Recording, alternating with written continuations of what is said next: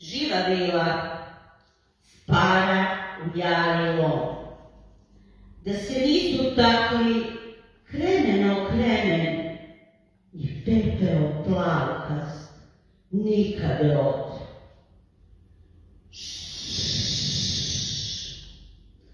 Trskale uja, jarilo s krulom zove, cvetove s jabuka stresa kroz venac. Prošlost ne pripada samo vladarima, vojskovođama i državnicima, već i običnim ljudima, ženama, muškarcima i deci, a njihove živote možemo upoznati samo istraživanjem njihove svakodnevice. Ako prelistamo stranice običajnog kalendara, otkrićemo da gotovo nijedan dan nije bezimen i da je svaki propraćen određenim običajima. Ovo bogatstvo običaja svedoči o plemenitosti života i treba da bude naš ponos. Potrebno je izbaciti sa naših običaja atribute primitivnosti i zastarelosti, jer su oni sastavni deo srpskog imena i njihovim odbacivanjem poništavamo sopstveni identitet. Osnovna odlika narodne književnosti je da sredina govori kroz pojedinca, tvorca. Epika je zbog svog transkribovanja istorije i mita zaklonila liriku. Lepota narodne lirike ne počiva na njenoj originalnosti, već na ponovljenom, formulativnom, tradicionalnom, budući da ona nadživljava vreme u kome je nastala. Svojom sugestivnošću se uliva u tradicijski tok srpske moderne književnosti, jer sublimira sve aspekte materijalne i duhovne kulture u kojoj nastaje. Vesnin zov. U šumi zabeleo put. Predvodnici vrapci stajaše usput. Rastinje u strepeni raduje se snazi i jugovini. Sjatiše se tkalje tkati, novo ruho darivati, da ožive boginjicu živu, borove, jele i mladicu njivu. Bile kolo razapele, u sredini vatru razgorele. Bor se iglicama izvija, to se na put sprema boginja iz Irija. Zatremi, život Sava cvasti. Donosi nam lepa rada, mnoge radosti.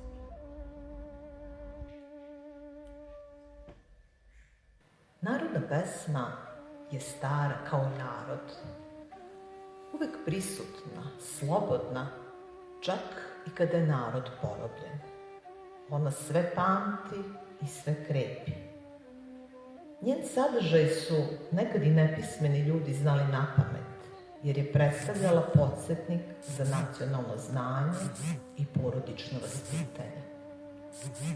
Nekada se Evropa divila našim narodnim pesmama i poredila ih sa biblijskim tekstovima, a danas je ona mladima često nejasna i zbog svoje hermetičnosti i melodičnosti ponekad i smešna.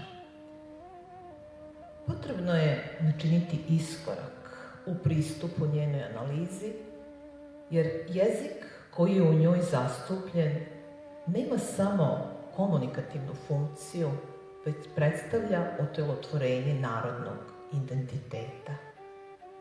Zato tekstovi srpskih narodnih, kako epskih, tako i lirskih pesama, traže veštog i posvećenog tumača. I kao što su Homerovi junaci postali deo opšte svetske kulturne baštine, i mi našim epskim, ali i lirskim junacima iz pesama, hristijanizovanim paganskim božanstvima, povratimo pripadajuću slavu, bar u okvirima nacionalne kulturne baštine, jer je način na koji su običaji u tim pesmama opevani sa visokim umetničkim vrednostima. U 19. veku uzdignut je kult Vuka Karadžića, koji je kod romantičara ustanovio stvaranje originalne nacionalne književnosti po načelima narodne.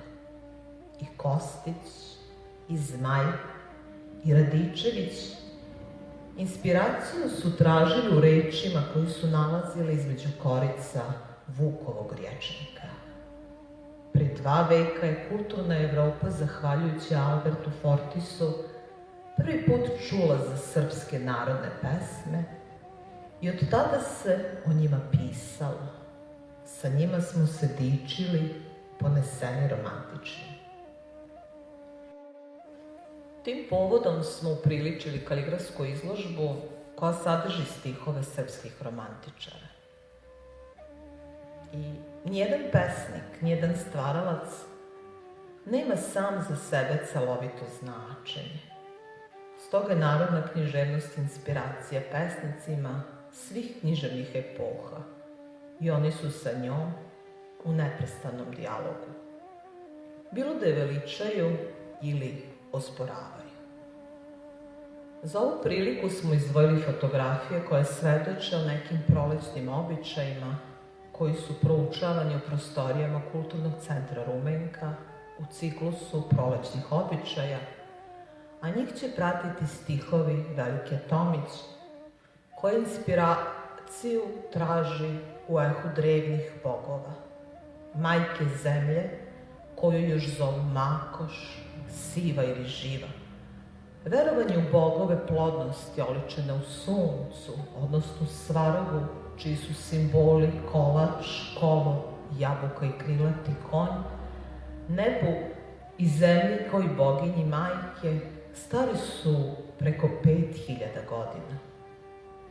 Zamenom matrijarhata patrijarhatom, Makoš postaje verni pratilac Svaroga, a paganska božanstva sa primanjem hrišćanstva pronalaze svoje hrišćanske sledbenike i ni jedan dan nije bezimen, svaki ima svog svetitelja i svog zaštitnika. Travke zagledanke. Pre sunca i granuća čuće se pesma i poj ptica. Braće travke, ćerke, majke. Biline kose zlatne pečate vremena mesto. Boga Jara svećem da svjate vatrenog žustrog. Na Jarilovo ljuljuškaju konopci, popucaše konci na sva puca od jeleka, da se njiše koleka doleka. Ovo je dan koji je posvećen solunskoj braći, Svetom Ćirilu i Metodiju. 24. maj, dan slovenske pismenosti.